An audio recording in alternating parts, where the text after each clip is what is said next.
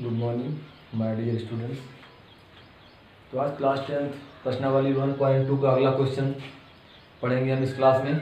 आइए क्वेश्चन देखते हैं। तुम्हारा क्वेश्चन है क्वेश्चन नंबर 6। व्याख्या कीजिए कि क्या 7 × 11 × 13 + 13 और 7 × 6 × 5 × 4 × 3 × 2 × 1 + 5 भाज्य संख्या क्यों है। मीन्स ये संख्या भाज्य क्यों है। देखिए संख्या भाज्य तब जैसे मान लीजिए ये अभाज्य गुणनखंड के रूप में गुणनखंडित है, तो आपने इसके पीछे क्वेश्चन में पढ़ा है कि प्रत्येक भाज्य संख्याएं होती हैं वो अभाज्य गुणनखंड के रूप में गुणनखंडित की जा सकती हैं। मीन्स जो संख्याएं भाज्य होती हैं उनको हम अभाज्य गुणनखंड के रूप में कैसे लिखते थे। मीन्स जो संख्याएं 2-3 बार रिपीट होती थी उनको हम उन्हीं के घात के रूप में लिख देते थे। जब उन्हीं को उनके घात के रूप में लिख देते थे तो वो संख्या अकेले हो जाती थी। जब वो संख्या अकेले हो जाएगी उसका कोई रूप दूसरा होगा नहीं उसमें, इसलिए वो संख्या अभाज्य कहलाएगी। और मतलब उसका अभाज्य गुणनखंड होगा, वो अभाज्य संख्या नहीं होगी, संख्या भाज्य होगी। तो यही है, मीन्स प्रत्येक संख्याएं जो होती हैं भाज्य वो अभाज्य गुणनखंड के रूप में गुणनखंडित की जा सकती हैं। तो वही से नियम यहाँ पर है। तो संख्याएं देखिए ये अभाज्य गुणनखंड के रूप में गुणनखंडित है, तो क्या संख्या भाज्य हो सकती है? हो सकती है। क्यों? क्योंकि प्रत्येक भाज्य संख्याएं अभाज्य गुणनखंड के रूप में गुणनखंडित की जा सकती हैं। आइए देखते हैं हल में।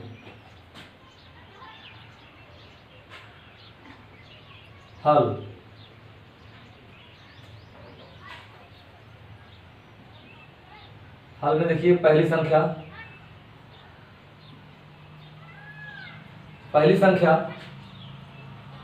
है हमारी 7 × 11 × 13, 7 × 11 × 13 + 13। अब देखिए मान लीजिए अगर 13 का गुणनखंड किया जाता तो ये × 13 होता, मीन्स संख्या ये भी इसका अभाज्य गुणनखंड हुआ।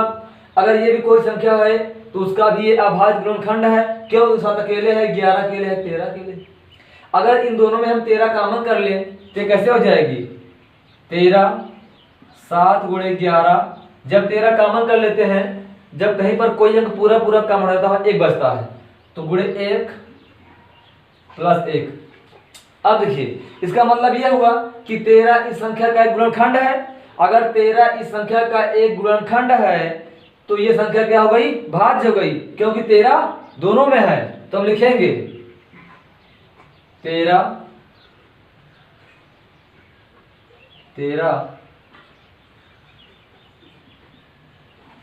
दी गई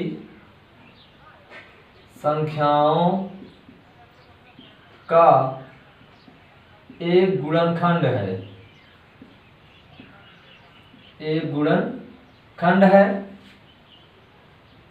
इसलिए यह एक भाज्य संख्या है। अब देखिए 13 दी गई संख्याओं का एक गुणनखंड है, मीन्स 13 गुणनखंड देखिए है, दोनों में निकाल लिया है हमने। तो अब अगर 13 दोनों में, इसलिए संख्या 13 से अगर उनका गुणा करके जोड़ा जाएगा तो वो संख्याएं 13 से कट जाएंगी। ये संख्या ये हमारी पहली हो गई। आइए दूसरी देखते हैं।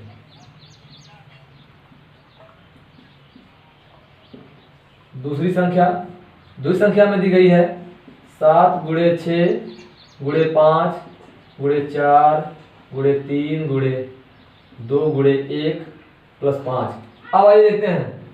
देखिए इसमें जैसे मान लीजिए अगर 2 है तो 2 एक ही बार है, 3 एक ही बार है, 5 है, 4 है, लेकिन 5 देखिए दोनों में है।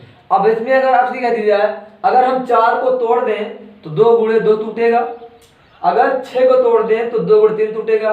तो मीन्स जो संख्याएं इतनी बार आएंगी उनको हम उनके घात के रूप में बदल सकते हैं। देखिए ऐसे 7 को लिख देंगे 2, 6 को लिखेंगे 2 × 3, फिर ये हो जाएगा × 5, 4 को देखते हैं 2 × 2, तो 3 × 2 × 1 + 5।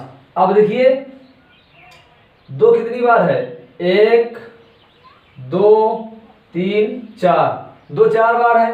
7 एक ही बार तो लिखेंगे 7 गुणे 3 कितनी बार है, ये देखिए 3 2 बार है, मीन्स 7 गुणे 3 की घात 2 गुणे 2 की घात 4 गुणे 5 गुणे 1 प्लस 5। अब देखिए इन दोनों में 5 हम निकाल लें, अगर हम 5 निकाल लें तो क्या हो जाएगा 7 गुणे 3 की घात 2 गुणे 2 की घात 4 गुणे 1 प्लस 1।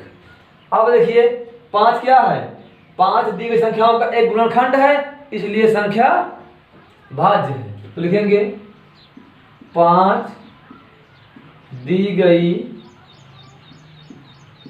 संख्याओं का एक गुणनखंड है, इसलिए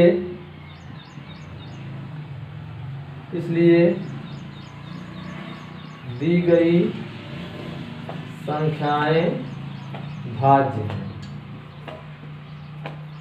देखिए अगर ये क्रिया आप न करते तब भी सवाल से जाती, मीन्स अगर हम घात रूप में न लिखते, डायरेक्ट 5 निकाल लेते, उसके बाद सबको ऐसे लिख देते, तब भी हमारी सवाल सही होती। वो तो हम अपना एक आपको दिखाने के लिए पीछे वाले क्वेश्चन के जरिए कि आप संख्याओं की जो संख्याएं थी गुणनखंड में, उनको आप कैसे अभाज्य गुणनखंड में बदल रहे थे।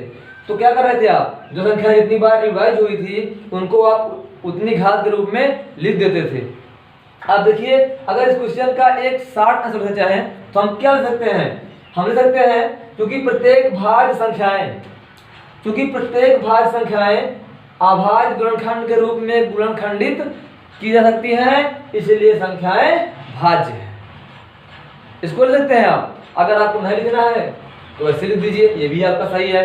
अगर दोबारा सुन लीजिए फिर से एक बार, अगर आप इसको कहते हैं इन दोनों को, आप सवाल लगा लीजिए इतना, उसके बाद अब जो बोल रहे हैं इसको आप लिख सकते हैं। देखिए लिखना क्या है, चूंकि प्रत्येक भाज्य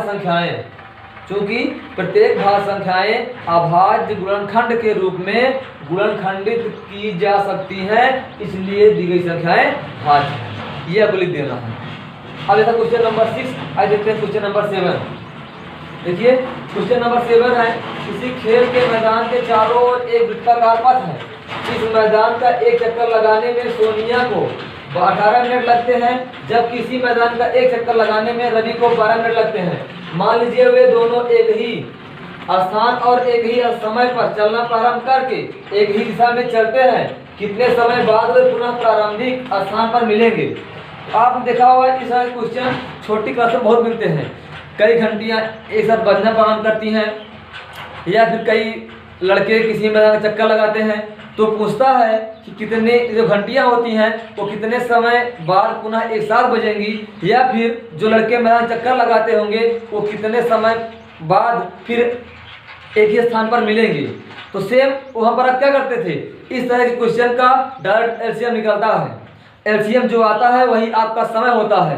तो हम क्या करेंगे, इस क्वेश्चन का सिंपली आपको एलसीएम निकाल देना है बस। देखिए क्या है हल में, देखिए हल में आपको क्या करना है, एलसीएम किसका 18 12 मीन्स 18 और 12 का जो एलसीएम आएगा वही आपका आंसर होगा। अब देखिए 18 का होगा 2 तिहाई 6 3 18, 12 का होगा 2 दूनी 4 तिहाई 12। अब देखिए एलसीएम का नियम यह है कि आपका जो दोनों मिले वो एक बार, जो ना मिले उसको भी लिख दिया जाता है। तो अब देखिए 2 मिल रहा है, हमने 2 लिख दिया एक बार, 3 मिल रहा है, 3 हमने लिख दिया एक बार। अब जो नहीं मिल रहा है 2 3 बच रहा है ना, तो 1 2 बच रहा है, 1 3 बच रहा है। 2 तिहाई 6 दूनी 12 तिहाई 36, कितना है आपका एलसीएम 36। तो अब लिखना होगा अतः 36 मिनट के बाद वे पुनः प्रारंभिक स्थान पर मिलेंगे। ये आपका आंसर हो गया।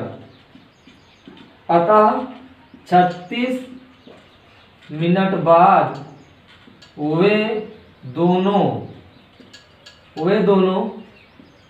पुनः प्रारंभिक स्थान पर मिलेंगे। ये था आपका क्वेश्चन नंबर 6 और 7। तो आशा करते हैं आप सवाल समझ गए होंगे। तो आज सिर्फ यही 2 क्वेश्चन, अगली क्लास अगले क्वेश्चन के साथ हम फिर से हाजिर होंगे। आज यहीं तक। धन्यवाद।